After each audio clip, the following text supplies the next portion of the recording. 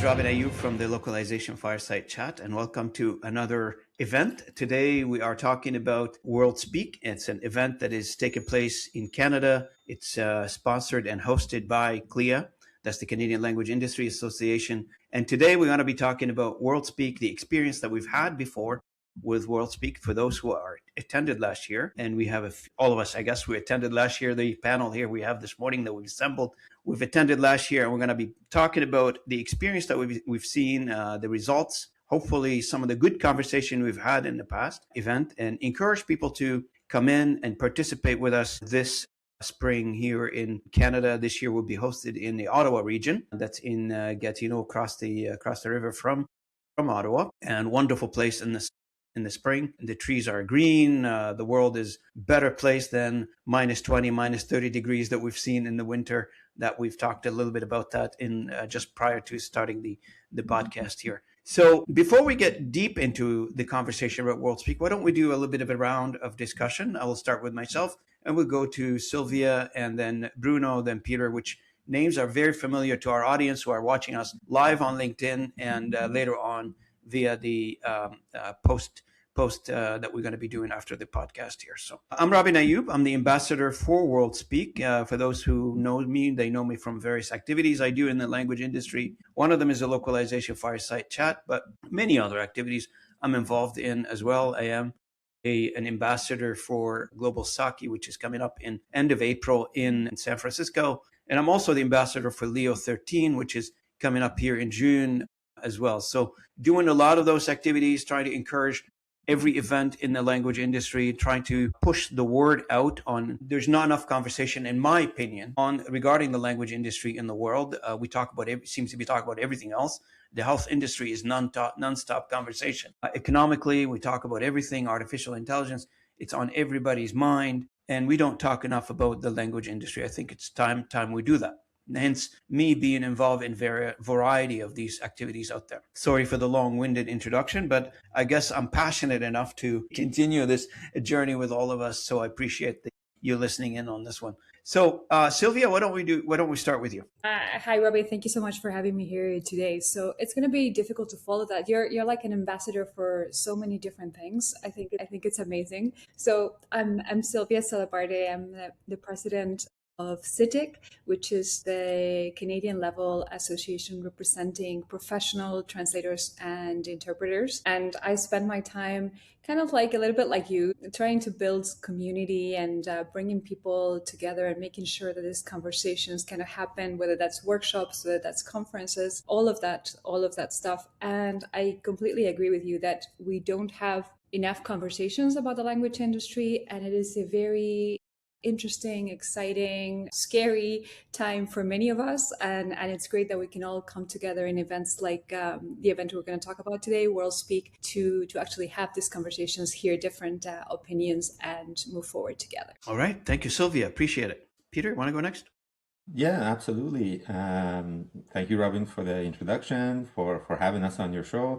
My name is Peter Madahian. I'm the current president of the Canadian Language Industry Association. And I have been involved with the association for quite a long time. We're here talking about WorldSpeak, and the motto this year is connecting cultures, bridging minds. And we really want to celebrate the power of language to unite people, drive innovation, and open doors to new opportunities. And I'm, very happy and grateful to be here with both Bruno and Sylvia, and to talk about it and to really present it to the people who are not as familiar with it. Thank you, Peter. Appreciate it. Bruno. Yes, thanks, Robin. It's a pleasure to be here with all of you today. So my name is Bruno Herrmann. I'm based in Brussels, in Belgium. So I'm the alien of this call today. I'm the alien. You're a dear friend, Bruno. Don't say that. You're a dear friend. But I'm still an alien because you're all Canadian. So I have to say, well, it's me, the alien. Well, some people know me indeed. You on this call, you know me. But just in short, so I've been in the language space for more than 30 years now. So I started my career in language services suppliers. That was in the 90s. And for the past 26 years, I've been working in client organizations, managing globalization, managing language services, but always in the framework of content management and product management. So sometimes I didn't have the title of localization something or a translation something, but it was part of my teams. And yeah, the reason why I'm on this call today is because, of course, I have the pleasure to be invited again to WorldSpeak this year. I attended last year. I'm sure I will have an opportunity to tell how much I enjoyed my contribution last year in Montreal, and I look forward now to the edition in Ottawa, which is great for me because I've never been in Ottawa, so good discovery for me as well. Thank you, Bruno. Appreciate it. For this event to take place, it takes a lot of preparation. It takes a lot of people putting their effort together. The communication team at the Canadian Language Industry Association is doing an amazing job in terms of preparing, in terms of putting all the pieces together, the schedule, the agenda, the speakers, and to make it as impactful as possible. And for that, I want to ask a question. I think we'll start with Peter, and then I'll get your opinion on the topic. It's pretty much a general topic. Why do you think, Peter, WorldSpeak matter right now in the language industry? Why does this specific conversation here matters specifically from a Canadian standpoint and global impact to the conversation? Yeah, since its inception about 3 years ago, WorldSpeak has become the cornerstone of Canada's language industry event. And it's become a regular stop on the global conference circuit, along with YALA and ALC's summit and, some of the other bigger ones. And it connects hundreds of professionals, fostering collaboration between buyers, technology innovators, government representatives, and academics across Canada and the world. And, the unique mix of attendees that it attracts really creates a great opportunity for networking, exchanging ideas, and to form strategic partnerships. And this year we are, as every other year, we really are mindful of what are the topics du jour around the world. What is everybody struggling with? What are the challenges we're looking at? What are the opportunities that we're seeing? And always add a little bit of flavor of geopolitics, because whether we like it or not, that's it affects all of us and what is happening, especially in Canada and in Europe and really all over the world. So I think it's a great opportunity in that sense. And really, it isn't just an event. It's sort of where we introduce Canada to the rest of the world, and we exchange ideas with them and try and learn from each other and move forward. Bruno, what's your take on this? Why is it so important right now to have this conversation here in Canada for Canadian companies get together from a language standpoint? Yeah, and first of all, I agree with what you said, Peter, about the rationale for this event, WorldSpeak. And I think from my perspective, it's important to have those discussions now, because coming from the client side, I can see that many things are changing. I said that last year as well, but I'm going to say it again this year, because changes are still there in operating models, and also how language is managed. So I'm talking about translation, localization, and all language services. And I think it's very important to avoid putting any head in the sand, not yours, not mine, but actually just to make sure that we can have a discussion that is realistic and that is constructive. That's what I did last year, and hopefully it worked, because I'm invited again. So probably people attending last year got my points. You're a rock star, Bruno. You're a rock star, man. Wow. I'm a humble leader and a humble... Bring your electrical guitar with you. I'm just kidding. You got to crack a few laughs on this podcast. You never know. Language skills can be impressive, Robin.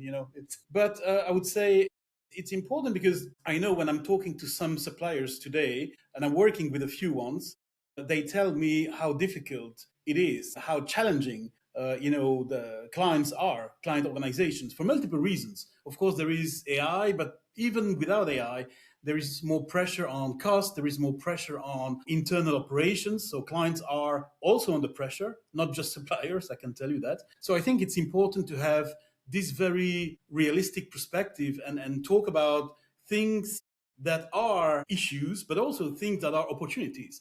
Because I think I always describe the situation today from my perspective, and of course I cannot represent all clients, but the clients I'm working with and the industries I work with, I can really describe that as a connected vessel situation. You have a number of challenges and you have a number of opportunities. So you have to sort of get the balance right between what you are suffering with and what you are going to create value with. And I think that's really the transformation I know people use transformation a lot, but the transformation that we are going through, and it's important to have conversations without taboo, and in a, I would say, from a, as I said before, in a very realistic perspective, not trying to sugarcoat anything. It's difficult, let's face it, it's challenging, but the good news is that there are things to do, and value creation is more important than ever. So you're speaking about an evolution of an industry, as it were, versus I love your idea of not putting our heads in the sand, which, believe it or not, up till now, we keep hearing people repeating the phrase, this too shall pass. And they are also referring to a lot of the tech stuff that's coming in. And I got a surprise for everybody. It's not going to pass. It's here to stay. I hate to laugh about this because I know a lot of people are stressed about it, but we have two ways to deal with anything, I guess, nowadays. We either accept, deal, create opportunity, create value, as Bruno was saying, or in the worst case scenario, and I hope to God we don't get to that extreme scenario, as they say in the United States and in Canada, get out of Dodge, meaning sell your company. Nobody wants to do that. You're probably still attached to a lot of that business. Some of you might, I don't know, but in a lot of cases, accept the changes, build an opportunity, build a solution around those changes, or move on. Sylvia, from your perspective, if you don't mind me asking regarding CITIC, what do you think from an organization of professional translators and interpreters, how are your members experiencing right now the current wave of the transformation? And can WorldSpeak help in driving some of those messages? Yes, so it's a very interesting time for the professionals, because you were just saying get out of Dodge for the companies, but it's like for the professionals, we're like, are we even going to be needed somewhere along this production line in the language industry, right? So it's like crucial. It's like our very professional existence is under some question right now in a way that it's never been before for tech-wise. And I think it's great. And in terms of where people are at, the people I talk to, they're all over the place. So you can find all the extremes really are more common, or at least tend to make more noise than the more nuanced voices. So you have people who are like, as you say, it will blow over, it will pass. It's not going to pass. This tech things, we have to work with them. That's just my opinion, that it's not going anywhere. Just like computers never went anywhere, internet never went anywhere, AI and all of that, we're going to have to learn to live with it. And not just, I'm a big advocate that we're not just about learning to live with it, but we should learn what else can we do with it, and how is everything going to be better with it. That's how I think we should be thinking. But in terms of WorldSpeak, I think it's extremely important for us to be getting together. And I think it's great that CLIA puts together WorldSpeak, which, as Peter said, is a reference point in Canada as a conference for the language industry. Because again, we need to hear other people's perspectives. And just like AI kind of like builds itself, it's so impressive, but really it builds itself from, different bits and just changing like weights in a matrix, right? So it's kind of like that when you go to a conference, when you speak to someone, when you have smart conversations with people, suddenly you're like, okay, I'm going to find like, where is the sweet spot of this? Maybe a little bit of this is true. Maybe it is true that it will pass, in the sense that we as professionals will find our place in this new world, and we'll find that we're still needed. In that sense, maybe it will pass, but maybe it will be different. So just finding the nuance, having the conversations, having the wonderful speakers and panelists that you've always had at WorldSpeak, and hearing their opinions, and kind of like finding the right place. I think it's very, very important for us as professionals right now. And our industry, we tend to work from home. Not many people go into offices nowadays. They're working remote. Most people are working remote. I mean, some of us have go to the office, not that often as it was before. But for the most part, people are isolated to behind a camera or a phone or emails, a text, etc. So, that face-to-face communication piece that, language industry is about communication, is about interfacing with each other in a variety of ways. That face-to-face communication has been downgraded, or much less now. We don't do enough of it. And going back to the initial point earlier, we don't have enough conversation about the language industry and face-to-face conversations. So WorldSpeak, in my opinion, allows for that, window of opportunity to come in together and talk, I think, and talk about, and here's a shocker to some of our listeners or some of our participants in this live event today. Let me assure you this: 99% of what you're facing right now, somebody else is facing it. 99. And what a better way to come in and listen to others. How are they dealing with these? And even if you can't find right away a solution to a problem, at least you've aired your grievances. At least you've spoken about these things. At least you've talked about them with somebody that either going through them right now or about to go through them or has gone through them already and found a solution for it.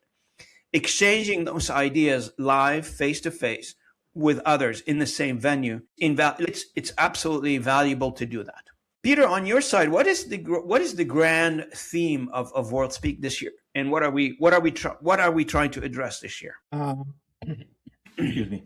So this year we have a number of key issues that we're dealing with. Obviously, AI is always something that currently is on everybody's mind in the language industry, and I think in many sectors, really, technology and its effect on our workflows is really something that we're working on.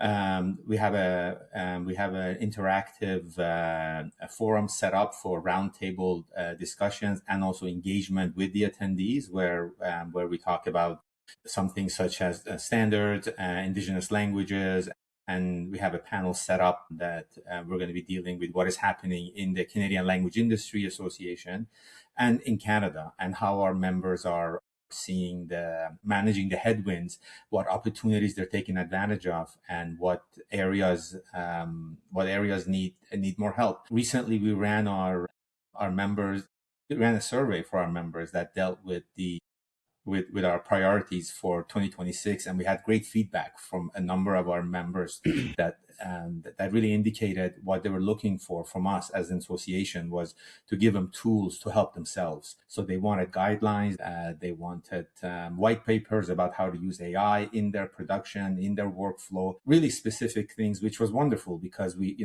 always think members are not aware of what they want, and we should be telling them, but in fact they were telling us exactly what they need.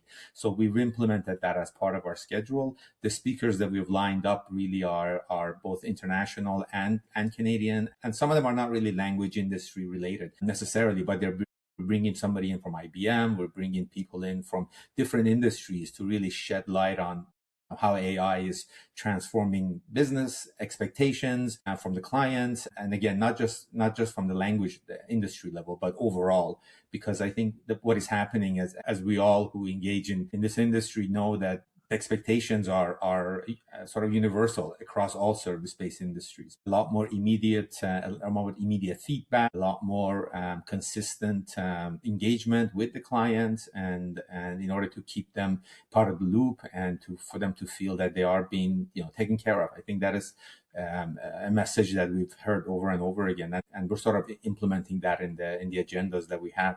And I think both Bruno and Sylvia are kind of touched up on that as well, about how technology is really affecting the different segments of our sector. So speaking of that, Bruno, you speak to in a lot of events, and every time I turn around, I see an announcement about you speaking in another event, so which is great. And to continue that conversation and continue pushing the points that you push, and I really appreciate your messaging on the topic. For you, like WorldSpeak, you've attended it last year. How do you qualify? And I love that the fact that we're going to connect these two questions together. You talk a lot about creating value. How did WorldSpeak last year create value for you? Well, it created value because I could explain and even help some people attending, change the way they work, and actually not just the way they work, but the way they were thinking about working with clients. I know there is an old discussion among suppliers about getting away from being a transactional vendor and moving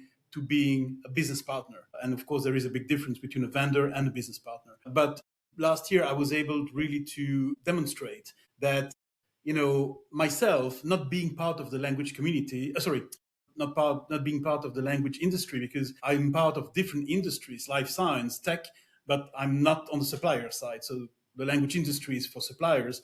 The language community is where clients are jumping in. And I was sharing a few examples from my current work on the client side on how suppliers were really able to find, let's call it the sweet spot. Probably it's too big of a word, but a good place to be, to actually not just transform the operating models within suppliers, but also to better align and to better synchronize with operations on the client side. And as I said, there are many things being transformed as well on the client side. It's not just the supplier side. And usually many suppliers are suffering because they are not in sync. They are not really on the same page. And for me, the biggest value was really to demonstrate that it was not all black or white. It was gray, light gray, dark gray. But I think that that's really important for me to convey, not just as a message, but to demonstrate it. Because as you said, Robin, that's something I do in several conferences when I'm invited. I'm usually presenting in non-language industry conferences, but I'm also defending the value of language management. Language management, not just translation localization, but the end-to-end, what I call the content supply chain. So from content creation to content delivery. And then you have a number of tasks, and these are opportunities as well for the language industry to go beyond translation localization and start expanding the value that they can create with clients in creation, in UX, in testing, in, of course, generative AI. Last year, I gave an example of a client of mine working with an internal team of linguists and project managers, but that client still needed some external support in terms of capacity and capabilities to actually evaluate and maintain their models based on language data, based on, sometimes it was very technical, sometimes it was much more operational. So that's really where I can find the value for myself as well, and to get to hear from the people the problems that they have. I can anticipate, of course, a number of them, because as I said, I'm working with a few, let's be honest. Yeah. A few brave LSPs, and I say brave because some of my views are not very usual and conventional, but I'm always constructive, and I say, okay, don't dream is over. Now it's time to with generative AI. But even if generative AI was not so hot, I think the challenge would be quite similar, is actually to really lean into the business processes of clients. And I'm glad, Peter, you mentioned, of course, that there will be more representatives from the client side. Of course, clients cannot always tell everything about what they do. I know it, because I could never tell my suppliers about everything I was doing. It's part of internal policies, but at least they can share their perspectives, and it's a good way for suppliers in the room to understand and leverage those perspectives. And I will bring mine again, specifically in some industries like life sciences and technology, but also to really focus on value creation. And for instance, that's going to be one of my points, why quality is important, but why value and effectiveness are paramount. Absolutely. Thanks, Bruno. For the audience, look, if Bruno's flying from Belgium to Canada to attend this, I'm expecting all Canadian language industry team members, and the team members, we're not that big of an industry in Canada anyway, but all of us, we're supposed to be at WorldSpeak this year, okay? So I'm telling you, if somebody is taking a flight, coming down to Canada to attend WorldSpeak, the least we can do in Canada is to all converge on this particular event like no tomorrow, and show up in Gatineau this year in the spring. And by the way, Peter, can you remind the audience the dates and the times? Absolutely. I believe that it is being held on... Sorry to put you on the spot there. No, not at all. So it is on May 22nd, which is a Friday. And on the night before, on the 21st, we have our gala dinner as well, which is definitely, we encourage everybody who's coming to attend the gala dinner. And This gives an opportunity to sort of meet with the people beforehand, and in a more of a relaxed atmosphere, and to sort of develop really those networking opportunities. The event runs for the full day. It is being held at the Hilton. It's a casino hotel. So if you're into gambling, please be there early. And it's a beautiful facility. I've never been there before, but from the people who have attended, they say that it's a very nice, it's a nice place. Very nice place. And we have a beautiful lunch facility set up, and our roundtable discussions that are going to be happening right after lunch.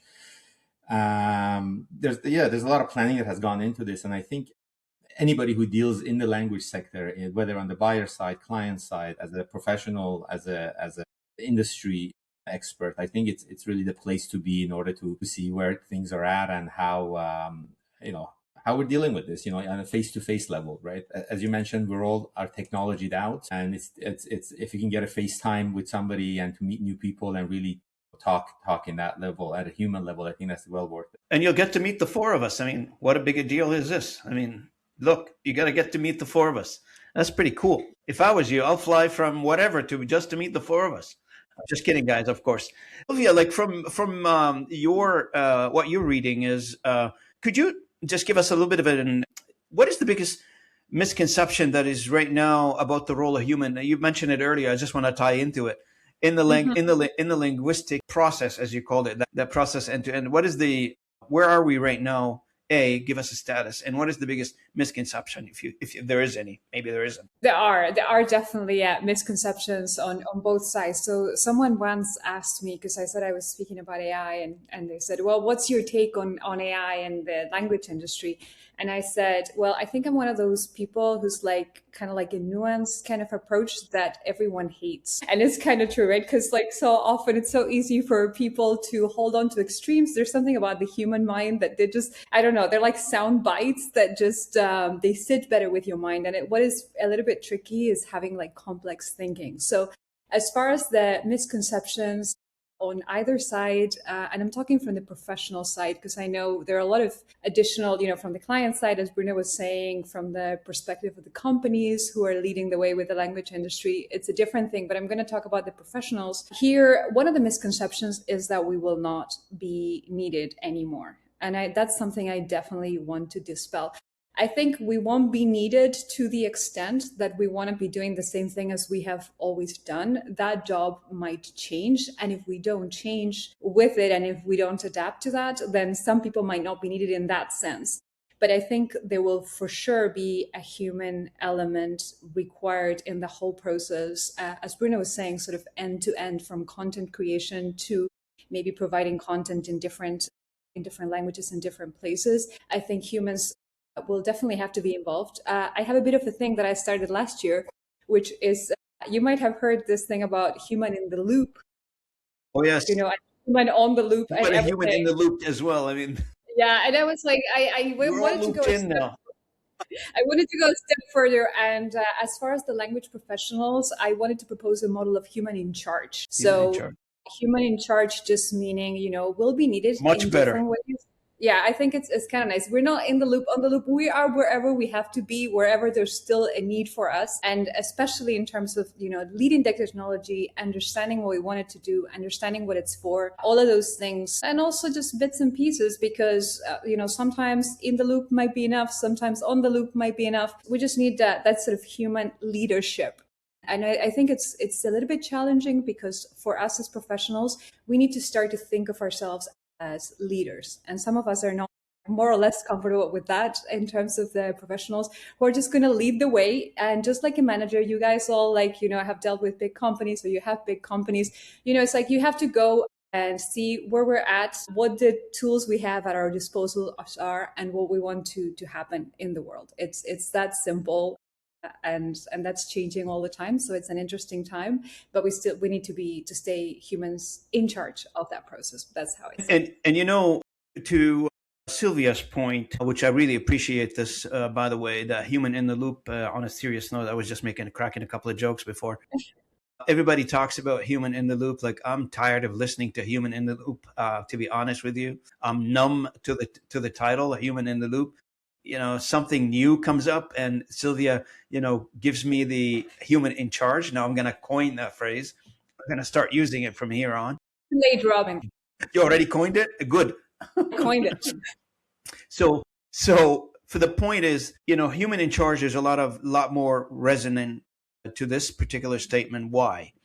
Is because at the end of the day, languages are not, maybe someday somebody will prove me wrong, are not mathematical formulas, right? So let's put that out of the way. Human emotions, nuances, cultures, things that your grandfather told you 2,000 years ago happen on some in some way on your old villages, etc. And all these tradition comes out in a form of a language. I was doing a podcast last week, and I gave the example. When I was a little kid, I was at elementary school, and Lebanon is not a big country. It's a tiny country. It's 300 kilometers one side to another in length.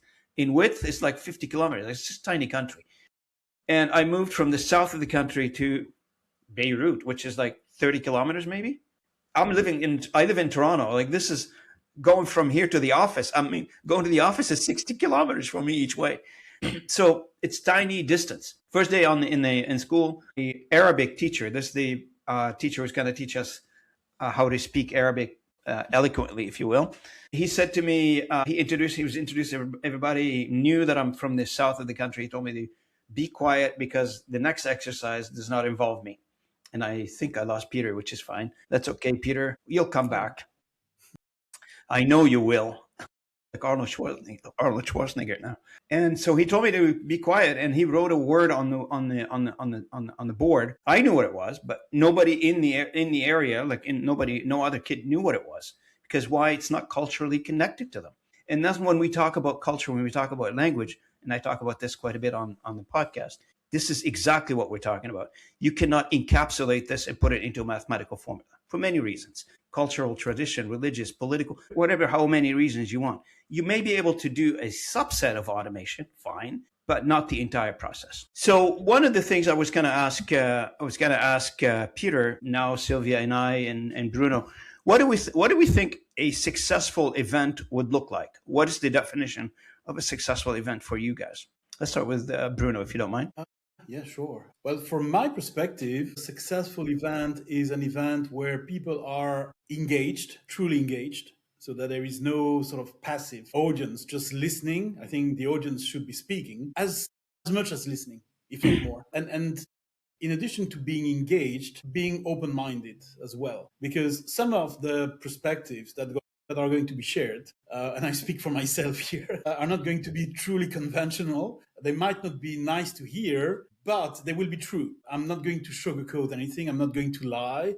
I'm not going to influence anyone. I'm just sharing what my daily life was, is, and will be. And I think that's why I think I really enjoyed WorldSpeak last year in Montreal, because it was a great opportunity to really meet all these people who were looking for advice, looking for support, and being able to share their own problems. If you remember, Robin, I said before presenting last year, I said to people, come to me with your problems, come to me with your concerns, come to me with your stress. I will try to do something about it to help if I can. Sometimes I cannot, but yeah, if you are in the gaming industry, there is not much I can say. But if you are in the life science, in the tech, or in the market research industry, yes, I can do a lot because I worked more than 26 years in these industries.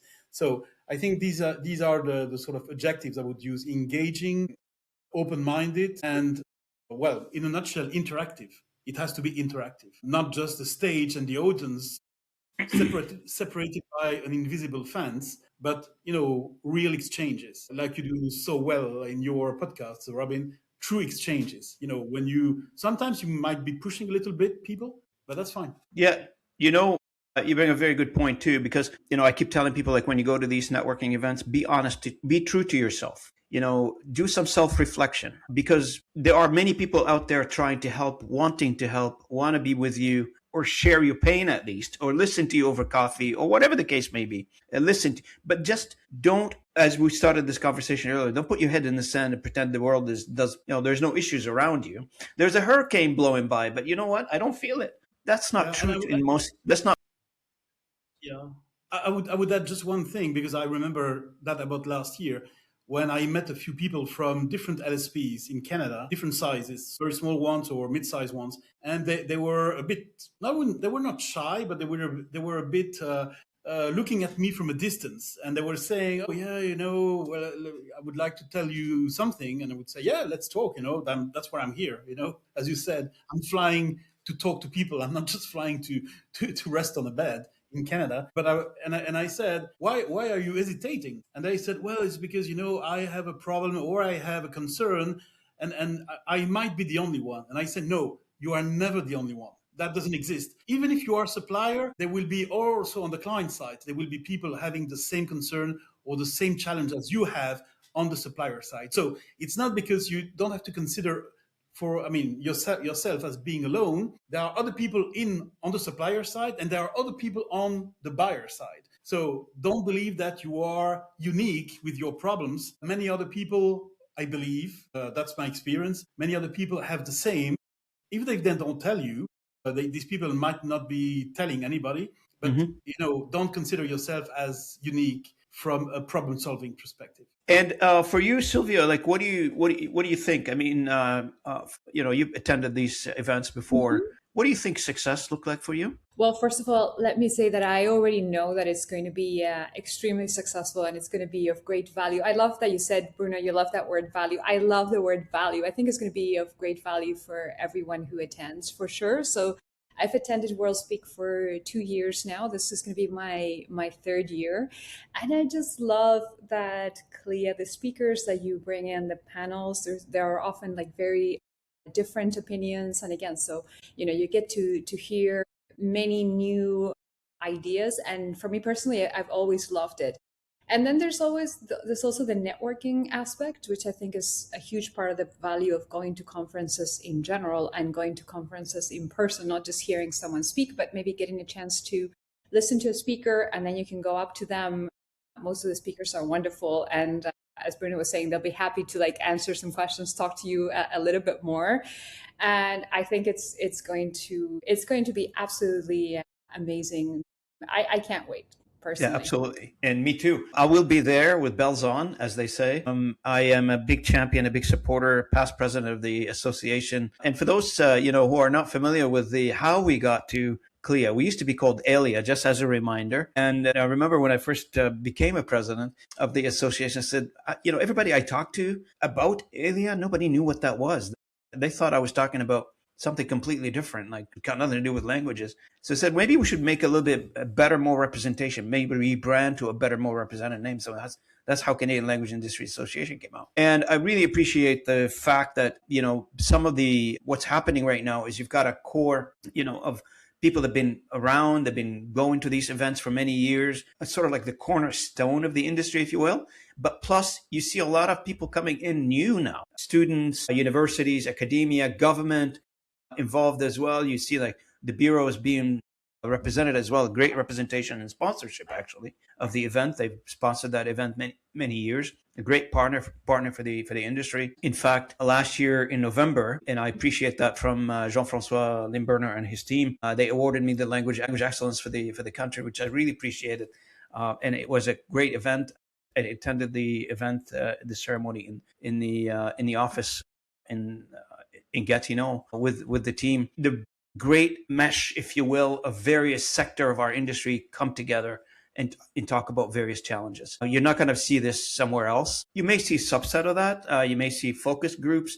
You may see a little bit more pointed, if you will, events. But to come into an event that represents various segments of the language interest in Canada, Aboriginal, official languages, all of them, and get together in a single place, share ideas, and meet new people and create business opportunities. That's one of the things I saw last year. I saw more of last year. There was many business opportunities created last year. No, I'm asking the team to keep an eye on this one and hopefully quantify it. Like you go to other events, for instance, they throw a stats at the end of the event, say, how many deals have been made or how many communications have we done during the event. Hopefully we get a lot more of that. And I hope people will see this as a positive, not a negative. People are coming together to cooperate, to work together, to try to understand each other's problem and solve them and create opportunities. Anything else would like to add? Unfortunately, Peter cannot rejoin. He lost his internet. That's the beauty of doing these things live and using the technology that we currently have. There are a few things we cannot prevent. Going around the room, I guess, one more time. Bruno, anything you'd like to add? Yeah, maybe one thing. I can wait to be there and I can wait to meet new people I don't know yet, and some people who will come back just like me. So I really look forward to this interactive event, and most of all to the discussions that will take place. Because you said, or was it Peter? I don't remember, but you said that it was going to be a great place, very nice hotel, very nice resort. I forgot what was said. Yeah, very nice place. Yeah, very nice place. So yeah, that's the icing on the cake for me. But the cake, not the icing, the real cake is the discussion. So I really look forward to talking to everyone. And indeed, please come so that I'm not the one, just the alien. in the room. So if you are in the US, if you are in Europe, if you're watching us now, don't hesitate. You are going to survive. I survived last year, so I came back to Europe very safely. So please join us. The more people coming from distant places, the better. So Absolutely. yeah, that's it for me. Absolutely. Yeah. Yeah, and I want to say, yes, I'm very much looking forward to seeing old friends and new and meeting new people and all of that. And I just want to say from a subjective perspective that for those of us who are like innovators, who are like, want to be on top of everything and not burying our head in the sand, but seeing, facing what is coming, what are we going to do with this, what is good about this.